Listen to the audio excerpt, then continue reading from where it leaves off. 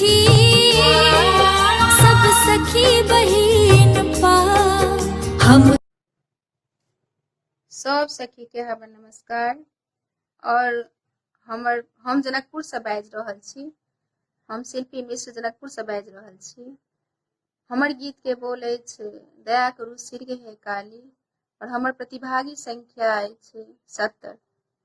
ई गीत भगवती के बलि प्रदान काल में विनती कयल जाइ छै। दया करू शीघ्र हे काली कथी ले देर केने छी। दया करू शीघ्र हे काली कथी ले देर केने छी। केवल अपनेक पद पंकज लता सो आस धने छी। केवल अपनेक पद पंकज लता सो आस धने छी। दया करू शीघ्र हे काली न केलहुँ पाठ ओ पूजा न केलहुँ आराधना कहियो न केलहुँ पाठ ओ पूजा न केलहुँ आराधना कहियो। कुसेवा में छलहुँ लागल तकर फल पाबी बैसल छी। कुसेवा में छलहुँ लागल तकर फल पाबी बैसल छी। दया करू शीघ्र हे काली कथी ले देर केने छी। जे केलहुँ हम जखन केलहुँ अहीं सबटा करौने छी।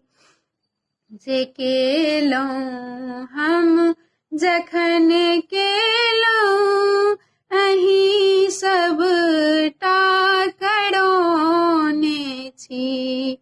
विषय ममता महोदय में महामाया बसौने छी। दया करू शीघ्र हे जननी कथी ले देर केने छी।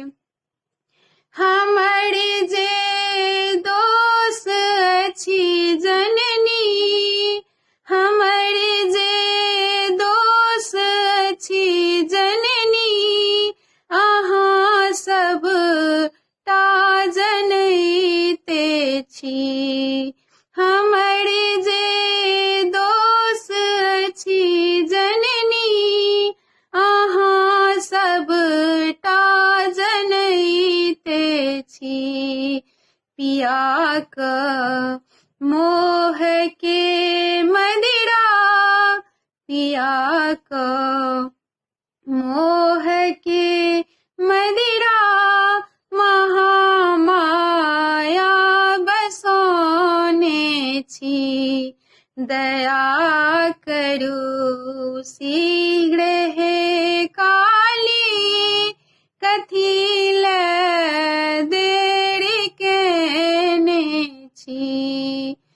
कनै छी नोर सो देखू चरण में सिर झुकोने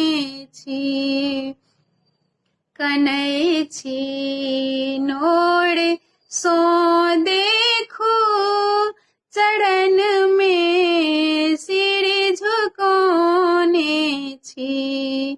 कहै छथि पुत्र यदुनन्दन, कहै छथि पुत्र यदुनन्दन, महामाया कहाबै छी। दया करू शीघ्र हे काली, कथी लए देर केने छी, कथी